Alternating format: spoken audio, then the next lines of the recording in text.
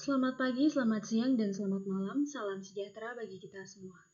Perkenalkan, nama saya Marcelina Devi Anggraini, salah satu mahasiswi dari jurusan Ilmu Kelautan dari kelas B. Video kali ini adalah merupakan laporan praktikum dasar-dasar akustik dengan materi kecepatan suara dalam air. Nah, langsung saja masuk ke dalam materi. Nah, sebelum kita memasuki materi, kita perlu tahu terlebih dahulu apa itu suara. Suara adalah pemampatan mekanis atau gelombang longitudinal yang merambat melewati medium. Gelombang longitudinal itu sendiri adalah merupakan gelombang yang arah getarannya itu sejajar dengan arah rambatannya. Kemudian, medium atau zat perantara ini dapat berupa zat cair, padat, dan juga gas. Jadi, gelombang bunyi dapat merambat misalnya di dalam air ataupun udara, ataupun dapat merambat pada benda padat. Nah, kebanyakan suara merupakan gabungan dari berbagai sinyal. Tetapi, terdapat suara murni, yaitu secara teoritis dapat diterangkan dengan kecepatan osilasi atau frekuensi yang diukur dalam Hertz atau Hz, dan juga amplitude atau kenyaringan bunyi dengan pengukuran dalam desibel. Kemudian masuk ke dalam kecepatan suara dalam air. Nah, kecepatan merupakan besaran yang mempunyai nilai dan arah terhadap cepat lambatnya perubahan posisi atau perpindahan pada suatu benda terhadap satuan waktu. Nah, rumus kecepatan adalah perpindahan dibagi dengan waktu. Sedangkan kecepatan suara itu sendiri saat berada di dalam air, khususnya air laut, merupakan variabel oseanografi yang dapat berpengaruh terhadap terjadinya penyimpangan dalam proses transmisi gelombang suara. Medium yang dilewati menyebabkan perbedaan terhadap nilai kecepatan suara. Pada ketinggian cairan laut dengan suhu 21 derajat Celcius dan kondisi atmosfer normal, kecepatan suara yaitu 344 meter per detik atau 1238 km per jam. Selanjutnya, terdapat faktor yang mempengaruhi kecepatan suara di dalam air. Yang pertama itu adalah temperatur, kedua salinitas, dan ketiga tekanan atau kedalaman. Nah, kecepatan suara terhadap temperatur. Menurut Richard dan Davis tahun 1983 dalam Sumirang et al. Tahun 2020, temperatur perairan secara vertikal terbagi menjadi 3 zona. Yang pertama itu adalah lapisan homogen atau mixed layer, kedua lapisan thermocline, ketiga lapisan dalam atau deep layer. Yang pertama, lapisan homogen atau mixed layer adalah lapisan yang berada pada kedalaman 0 sampai dengan 500 meter di bawah permukaan laut. Kemudian lapisan ini terbentuk dan terpengaruh oleh adanya angin dan juga gelombang. Pada lapisan ini suhunya itu masih stabil. Lapisan yang kedua adalah lapisan thermocline. Pada lapisan thermocline merupakan lapisan yang berada pada kedalaman 1000 sampai dengan 1500 dari permukaan laut. Pada lapisan thermocline ini terjadi perubahan suhu yang sangat drastis. Kemudian yang ketiga adalah lapisan laut dalam atau deep layer. Lapisan dalam atau deep layer berada pada kedalaman 1500 meter sampai dengan dasar laut. Nah, pada lapisan dalam ini mempunyai suhu atau temperatur yang sangat dingin karena cahaya matahari sudah tidak dapat menembus ke dalamnya. Nah, dapat terlihat pada gambar, ini merupakan persebaran temperatur berdasarkan 3 lapisan tadi.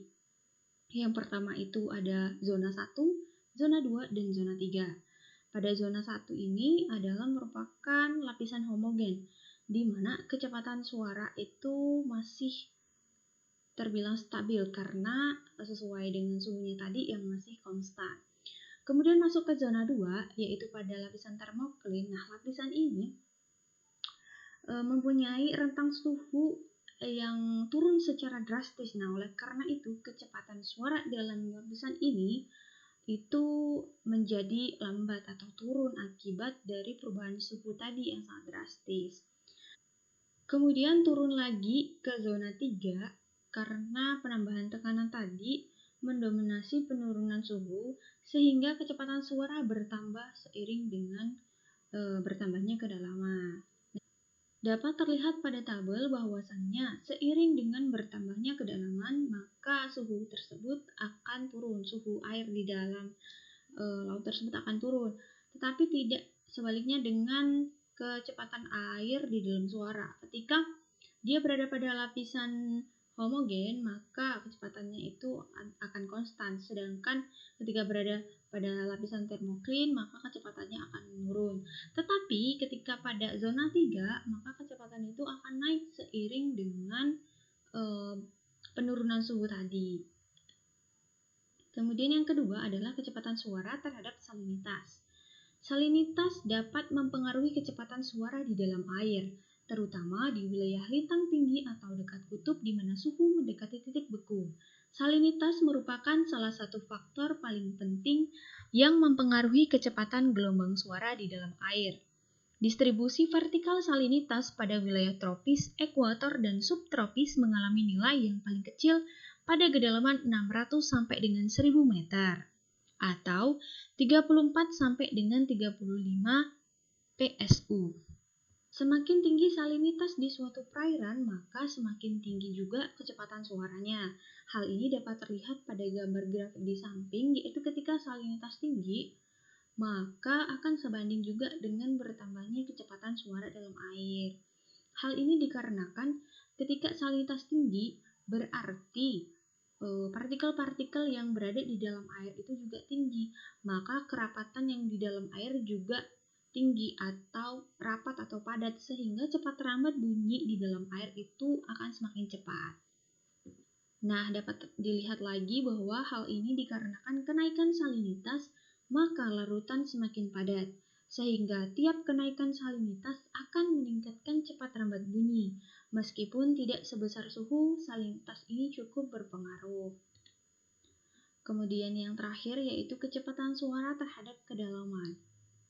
Nah, kedalaman mempengaruhi cepat rambat suara di dalam air laut. Bertambahnya kedalaman, maka kecepatan suara akan bertambah karena adanya tekanan hidrostatis yang semakin besar dengan bertambahnya kedalaman.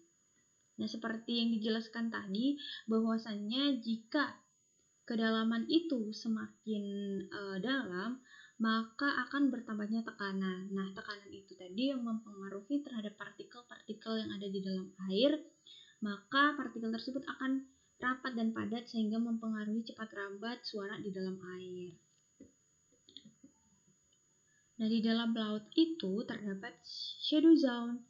Shadow zone adalah suatu wilayah di mana gelombang suara tidak dapat merambat atau lemah, sehingga hampir tidak dapat merambat dalam suatu medium. Pada kolom perairan terjadi pembelokan gelombang suara atau refraksi yang terjadi karena perbedaan kedalaman, salinitas, dan juga suhu. Nah, dapat terlihat pada gambar bahwa terdapat shadow zone atau daerah di mana wilayah tersebut itu gelombang suara dapat merambat tapi kecepatannya itu sangat kecil sehingga tidak dapat merambat dengan baik di dalam area ini. Maka area ini disebut dengan shadow zone atau zona bayangan.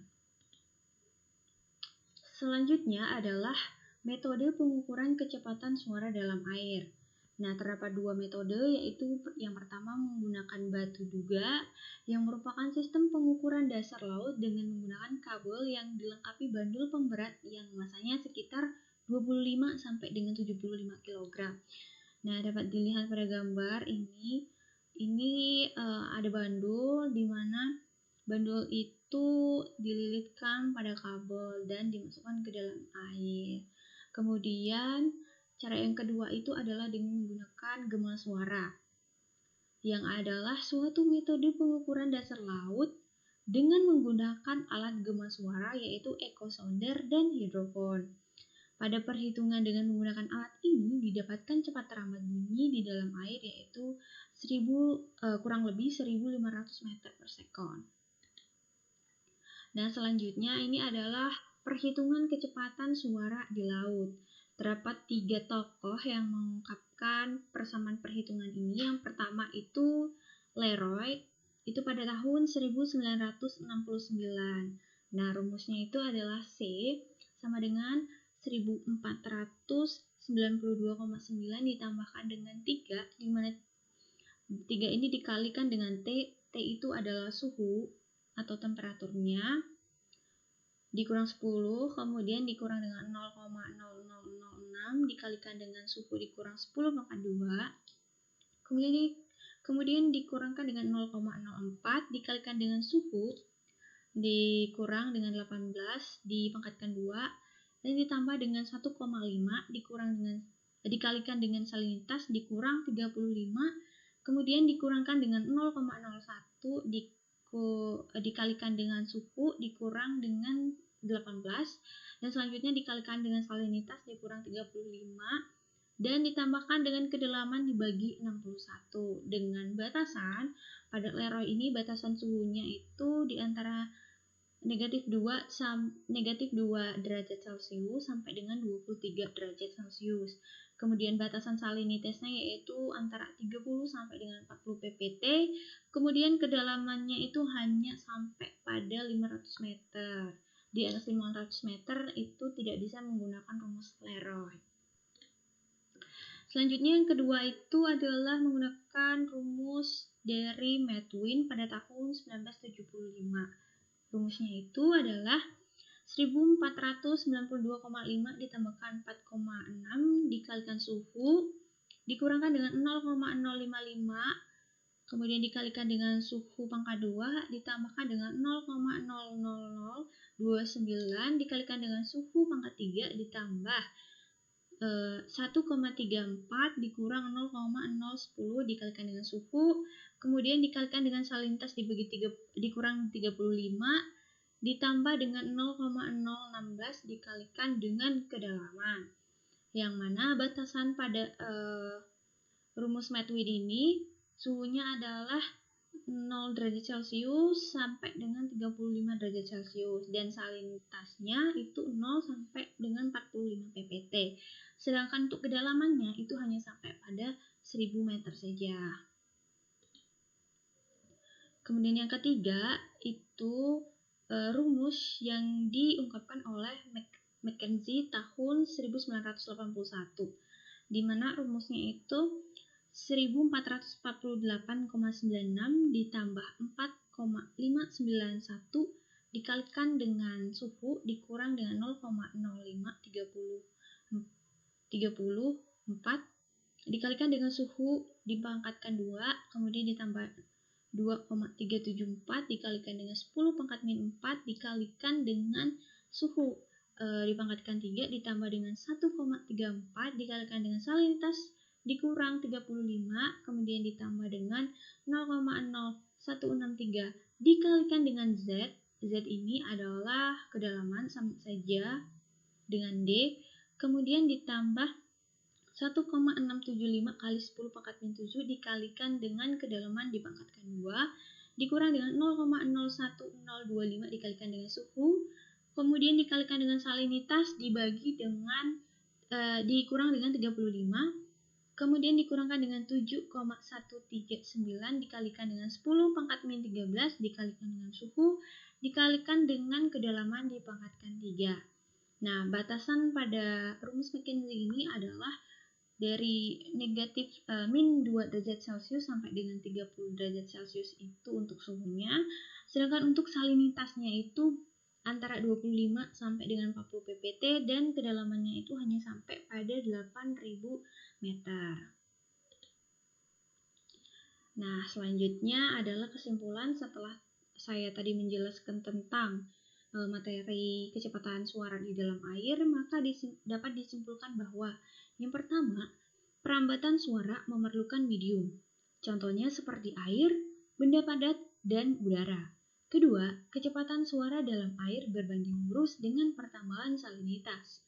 Ketiga, pada lapisan termokline, kecepatan suara akan berbanding terbalik dengan perubahan suhu di dalamnya. Yang keempat, Suara di dalam air juga mengalami atenuasi atau pelemahan suara. Hal ini diakibatkan oleh adanya jarak dan juga media tempat merambatnya suara tadi.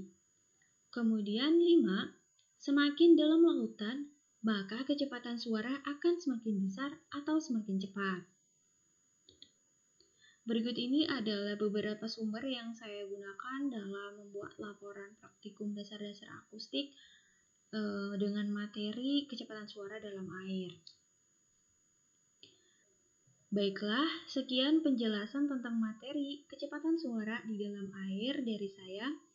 Saya mohon maaf apabila terdapat banyak kesalahan dan juga kekurangan dalam pembuatan video laporan ini. Saya mohon kritik dan juga saran dari kakak abang asisten sekalian. Terima kasih dan selamat pagi, selamat siang, selamat malam bagi kita semua.